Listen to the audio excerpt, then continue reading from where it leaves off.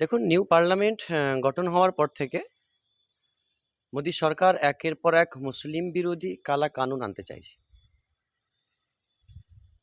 তার মধ্যে ইউসিসি রয়েছে, ইউনিফর্ম সিভিল কোড, এবং আরও যেটা এখন বর্তমান যেটা রয়েছে ওয়াকাফ বিল। মোদী সরকার বা বিজেপি নেতৃত্বাধীন এনডিএ সরকার এই বিলকে এনে যে মুসলমানদের শুধু ক্ষতি করতে চাইছে, এটা যারা ভাবছেন তারা ভুল ভাবছে।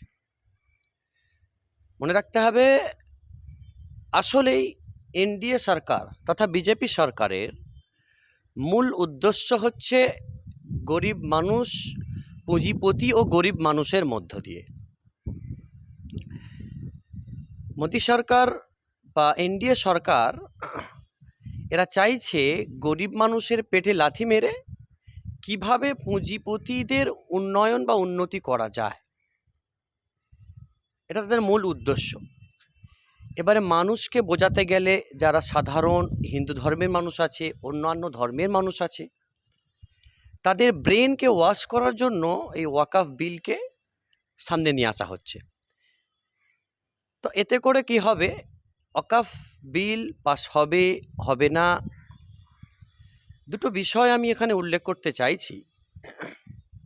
একটা হচ্ছে ওয়াকাফের যে সমস্ত সম্পত্তি রয়েছে, সে সমস্ত সম্পদ থেকে বিভিন্ন ধর্মের, বিভিন্ন জাতির, বিভিন্ন কালারের মানুষেরা সুবিধা ভোগ করে। যেমন আমাদের কলকাতাতে ইডেন গার্ডেন রয়েছে,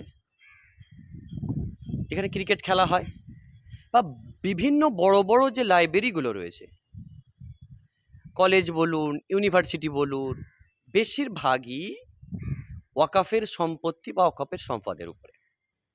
এই সমস্ত জায়গাতে ধনী থেকে শুরু করে গরিব, মধ্যবিত্ত সকল শ্রেণীর মানুষেরাই এখান থেকে সুবিধা ভোগ করছে।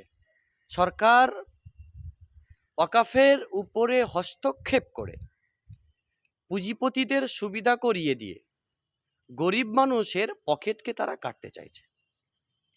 দ্বিতীয় বিষয় হচ্ছে, সরকারের ভাবা উচিত স্বাস্থ্যের কথা, সরকারের ভাবা উচিত শিক্ষার কথা, সরকারের ভাবা উচিত পরিবেশের কথা, সরকারের ভাবা উচিত এই যে চরম মূল্যবৃদ্ধি, এটার কথা সরকারের ভাবা উচিত।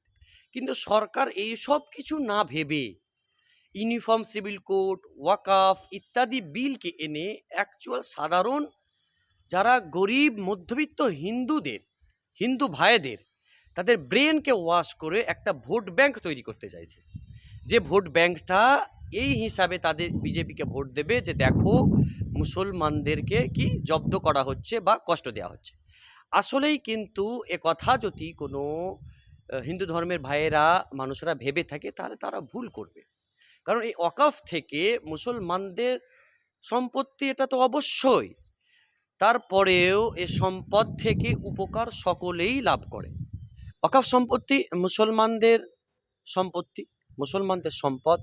আমাদের পূর্বপুরুষেরা আল্লাহ পাকের রাস্তাতে এগুলো দান করে গিয়েছে, যাতে করে কওমের উন্নতি হয়, উন্নয়ন হয়।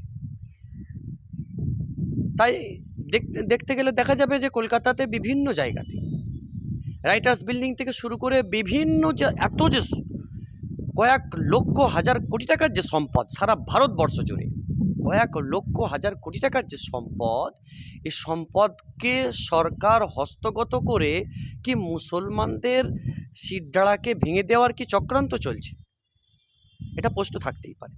আর যদি মুসলমানদের শিরদাঁড়াকে ভেঙে দেওয়ার চক্রান্তই থাকে, তাহলে মোদিজি বা তার নেতৃত্বাধীন সরকার, এনডিএ সরকার যে বলে ভারত বিশ্বের 1 নম্বরে যাবে, ভারত বিশ্বের মধ্যে প্রতিনিধিত্ব করবে, 1 নম্বর স্থান অধিকার করবে বিভিন্ন জায়গাতে, তাহলে কিভাবে একটা 19% 20% মুসলমানকে পিছনে ঠেলে দিয়ে 80% বা তার দলিত আদিবাসীদেরকে পিছনে ঠেলে দিয়ে কিভাবে ভারত 1 নম্বরে যেতে পারে?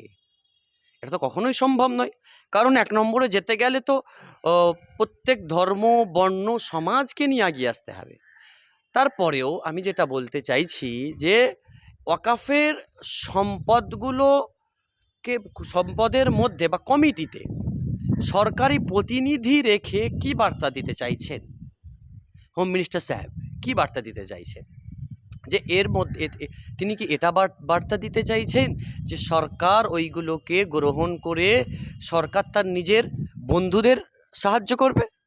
সরকার কি মুসলমানদের সম্পদগুলোকে কেড়ে নিয়ে তার নিজের বন্ধুদের খুশি করবে? এটা কি হোম মিনিস্টার সাহেবের ইচ্ছা নাকি? অতএব আমি একটা কথাই বলতে চাই যে এ বিল বাতিল হোক।